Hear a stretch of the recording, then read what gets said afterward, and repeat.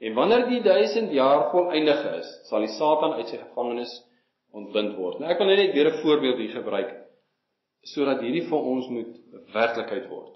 Want dit is waarlik so dat Openbaring is daar ver, en ons waag nie eens om daar te blaai nie, want wat staan daar?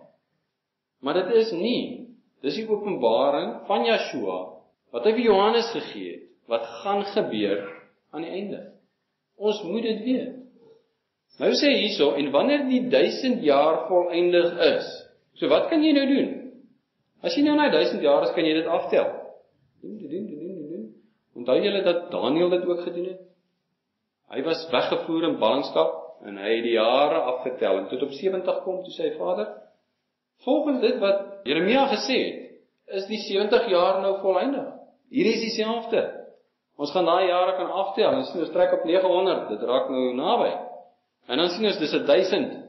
Ok, hierdie tydperk is nou feitlik verby. Nou sê hierso, en wanneer die 1000 jaar voleindig is, sal die Satan uit sy gevangenis ontbind word. Onthou, hy is verseël, hy is toegemaak, hy die nasies nie verlei nie, 1000 jaar is verby, lig die deksel op. En wat gebeur? En hy, die Satan, sal uitgaan om die nasies te verlei, wat in die 4 hoeke van die aarde is. So wat sit hy doen in hy gat? Hy sê, as ek hier uitkom, gaan ek dit doen, en ek gaan dit doen, en ek gaan dit doen, en hy beplan, hoe gaan hy hierdie nasies kry, om wat te doen? Weereens, God se volk aan te val. En hy sal uitgaan om die nasies te verlei, wat in die 4 hoeke van die aarde is, die Gog en die Magog.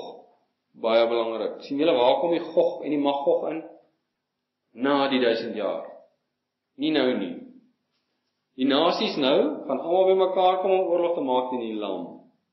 Hier is dit na die 1000 jaar, en hier kom die Gog en die Magog. En hy sal uitgaan om die nasies te verlei, wat in die 4 hoeke van die aarde is, die Gog en die Magog, om hulle te versamel vir die oorlog, en hulle getal is soos die sand van die see. Nou kan ek ook maar sê, vir die van ons wat bevoorreg gaan wees, om saam met hom te regeer, en 'n koning is, jy gaan seker op die aarde loop, en dan gaan areas wees, wat hulle noem Gog.